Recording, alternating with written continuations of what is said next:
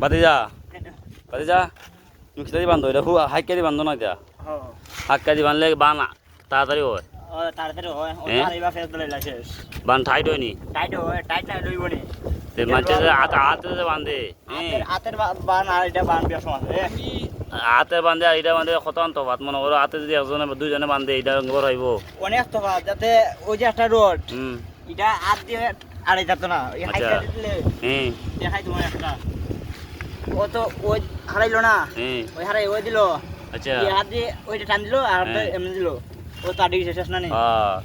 তো দেখা যায় যেটা যেলাম স্পিড হওয়া এটা তো লাগে মানে ওরা তিনজন বান্ধতে পারবে হাতে